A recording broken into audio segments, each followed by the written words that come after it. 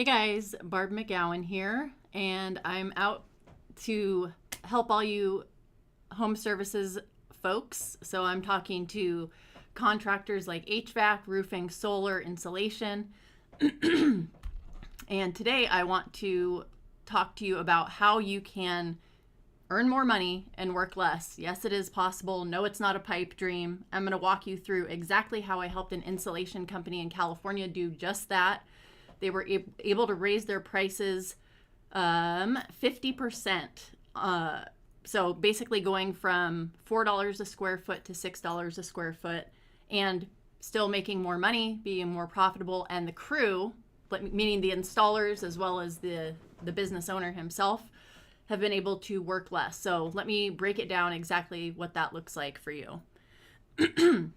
So the first step to being able to charge more money for whatever work that you're doing is to actually know what your pricing looks like now and what the profit is that you're making now. So you can use your accounting software like QuickBooks, for example, and you can fill out all this information. And if you want this template, I'm happy to provide it. Just drop a comment down below and I will get that over to you.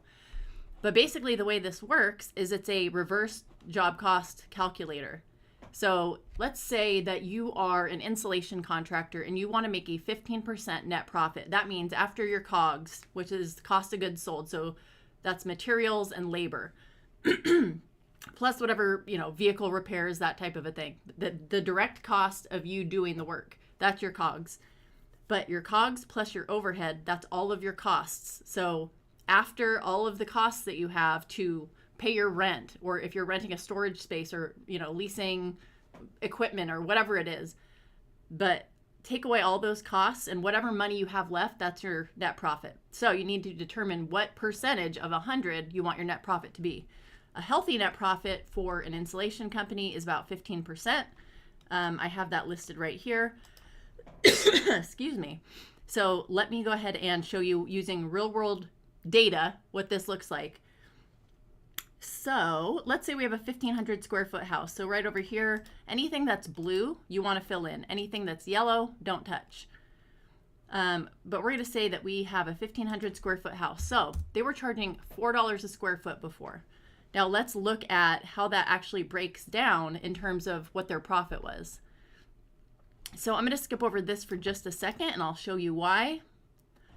But this is all stuff that I pulled from QuickBooks. So this is the daily cost for what they were spending on advertising and marketing for the year.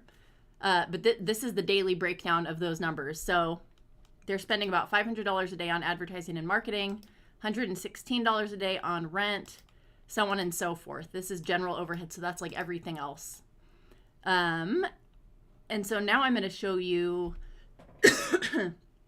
exactly how you fill this out to find out if you're actually making money on jobs or if you're losing money. Because that's one of the top reasons that contractors go out of business is they are charging the wrong amount. And so they're actually not profitable. And nothing sucks more than sending your guys out when it's freezing cold or burning hot and having them work their butts off only to realize you actually lost money on a job. Like, that sucks. All right, so I have all of these sample names over here. This number in this column is their wage plus what you pay for workers' comp and payroll taxes. If you don't know what that number is, you should be able to figure it out based on your QuickBooks. And you can always reach out to your workers' comp provider to give you that number. But for this company, basically the payroll taxes and the workers' comp adds an additional 19% onto whatever the employee's wage is. So for a 1,500 square foot job, they should be able to get through that in 2 days. So let's say we have Jack working 20 hours. And just as a little bit of additional context, these guys work a 4-day work week. So they're working 4 10-hour days and then they have Fridays off, just FYI. Your schedule might look a little bit different. Just take that into account. So let's say we have Jack and Sam. They're both working 2 full days on this job. That's going to give us this value, this 984, and that is inclusive of workers' comp and payroll taxes. And So I'm just going to plug that number in here for labor. Okay, there we go. So depending on, if you're a roofer, if you're an HVAC company, whatever, for insulation companies, this is going to be relevant, but this is going to be the cost of the material. So here in where we live in California, we need to blow in fiberglass insulation to R38. And so for a 1,500 square foot house, and just again, to give a little bit additional context, that $4 a square foot is to remove the old insulation, clean and sanitize the attic, air seal, install rodent-proof barriers, and then blow in new insulation. So this isn't just blowing more insulation on top. I just want to be clear about that. So this is full service restoration process. Okay, so we have 27 bags that we need, and this is just a simple formula that will tell you for however many bags you'll need to get to that R value. So we need 27 bags, go up here. This is the blown in fiberglass, and this is the cost. So if we have 27 bags in this blue cell, and I must have deleted some formulas in here, but we're going to multiply the cost of the bags times the number of bags.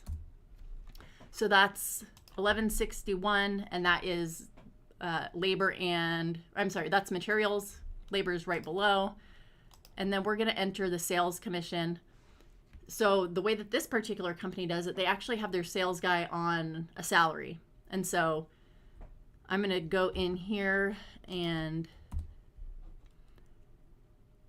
type in the number of days on the job, which is actually, let me escape out of there. So let me back up a step. Right here where it says number of days on the job. This is so important, you guys. This is probably, if you do a multi-day job and you're not accounting for this, this is, I can guarantee you, absolutely killing your business. Killing your business. You may have read, business books for contractors that say double your COGS, like double your labor and materials, and that'll give you the correct net profit. That it does not account for if you're doing a multi-day job. You have to account for your overhead. And you'll see, if you stick with me, you'll see exactly what I mean. Okay, so we have 2 days on the job. So right here in this white set of cells, we see what the advertising and marketing, the rent, the admin payroll, and the general overhead is, because you have to account for that. 365 days of the year, you're spending money, whether you're working or not, right? And so you need to account for that and assign that or attribute that expense to your business. You need to pass that on to your customer because they're covering the cost of you being a business, and then you need to tack on a little bit extra to make that profit. Okay, so these are all the costs, and that's again the overhead, marketing, etc. And then I'm just gonna make sure. Okay, so this is accounting for 2 days of pay for the sales guy, which he earns $287 a day. So for 2 days, that's how much he makes. So we are making sure we attribute all of the costs that we have as a business into our calculations. So this is what's crazy. So for a 1,500 square foot house, charging $4 a square foot, that's $6,000. And this is where we generate our net profit. So this is taking everything into account. It's telling us what we have left over at the end. You guys, charging their old prices, they were actually losing $1,400 on this job. Like I said, you're sending your team of guys out there. Here where we live, it's super hot in the summer. So imagine sending your team out to sweat their butts off for 2 days, and then you lose $1,400 as a result. That sucks. Okay, so now I want to show you everything is the same, but now we're going to put this at $6 a square foot, which is what they're charging now on average. So $6 a square foot, it is a $9,000 job. Labor and materials stay the same. The sales commission stays the same. Overhead is all the same. And now look at that. Their net profit is 17.8%. That falls in the healthy net profit target category. So they're golden.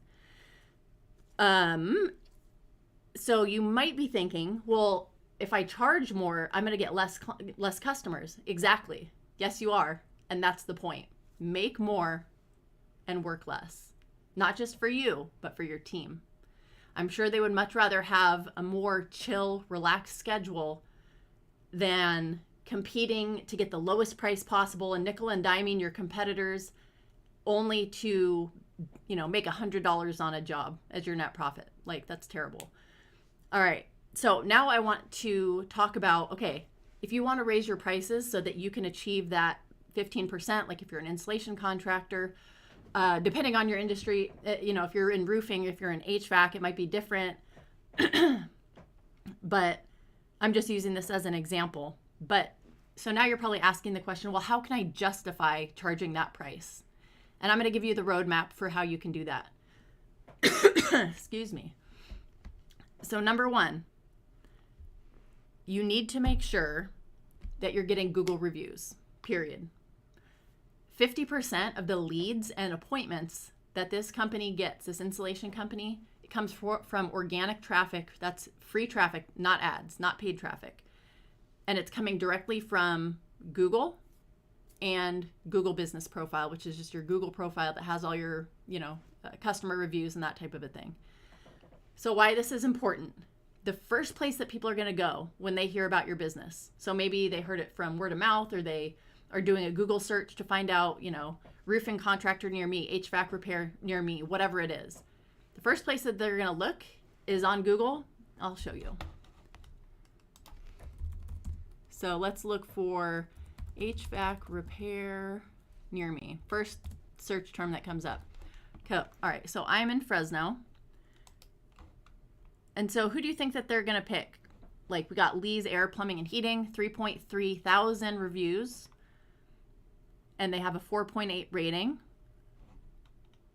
Let's check out more results. So they're at the top of the pack. They also have the Google guarantee, but that's a whole other video right there. So let's scroll down.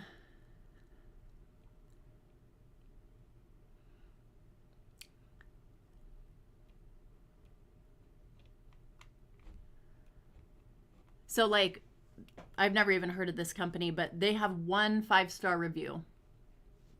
Who do you think that the customer is going to go to first? They're literally, if in summer in Fresno, it's 115 degrees. So if somebody has an HVAC emergency, they're going to start at the top, call them. If they can't help them in their time frame they're looking for help, they're going to go to the next person and the next person, next person, so on and so forth. And people only care about, do you have good reviews and do you have a lot of reviews? It's like when you go to Amazon, you're not going to, if you're buying a ladder, you're not going to search for a ladder with no reviews just to give them a chance. Like, as much as a business owner hopes that that is how customers' minds work, that's not the case. So if you're not showing up at the top because you have a lot of Google reviews, people aren't going to look for you any further than the first 2 or 3 names on that list. So how do you get more Google reviews? Number 1, ask every customer. Ask every customer for their feedback, bad or good.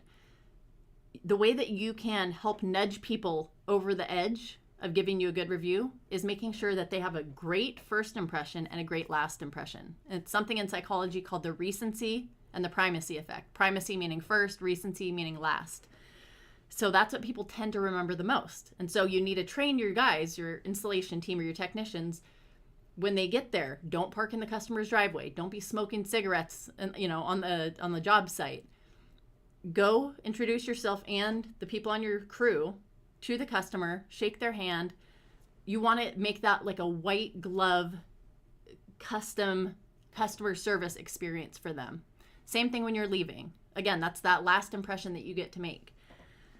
So those are just like a couple tips, Something else that we've noticed that works is you might have that guy on your team that's just like, kind of antisocial or weird or whatever.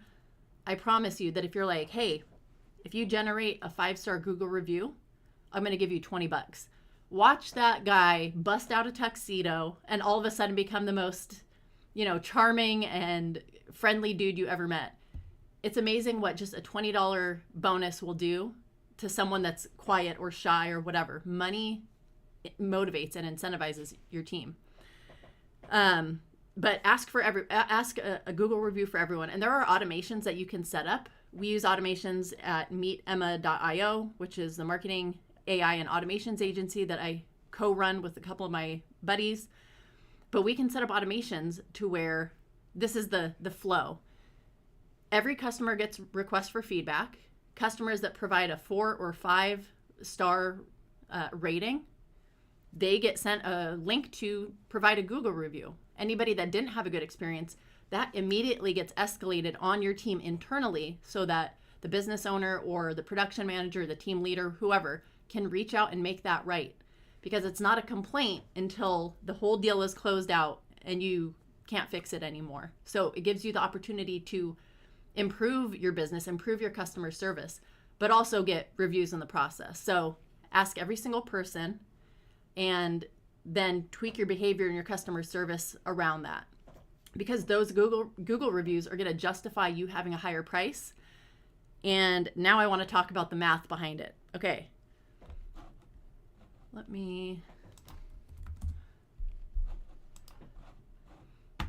Okay, so I'm going to just show you some quick math. Now, would you rather have, let's say we have, here's our leads. We have 100 leads. And we can either charge $4 a square foot or, plug in the price that you're currently charging. Or we can charge $6 per square foot. And we're going to say, for the sake of this illustration, that the square footage of the home on average for these 100 leads, or actually let's say these are appointments.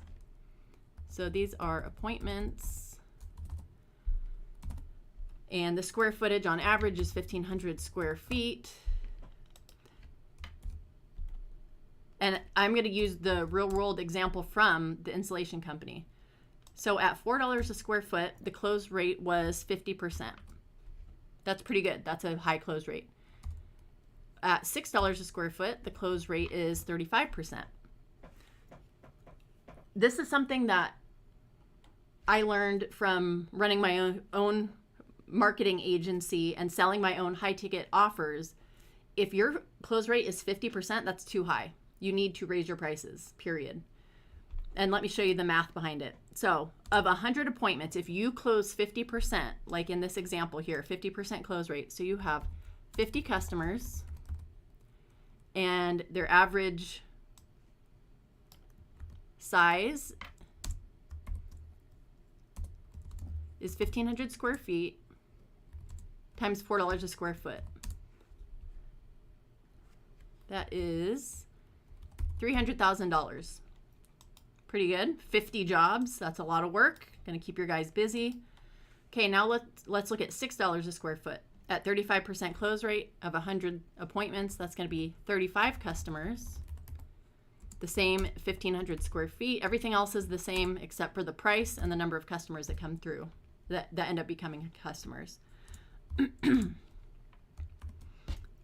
So what do you think the profits or the revenue is going to be? It's more. Making more, working less. And just going back to this real quick, guys.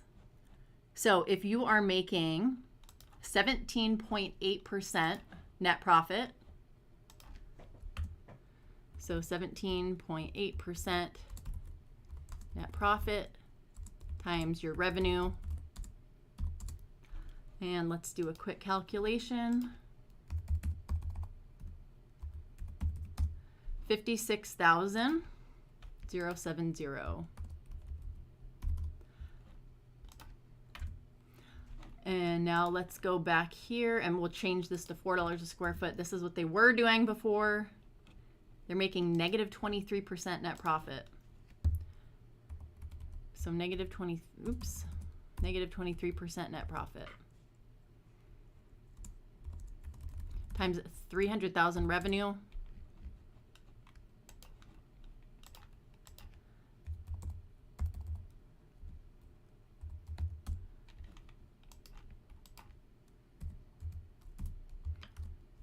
That's a loss of $69,000.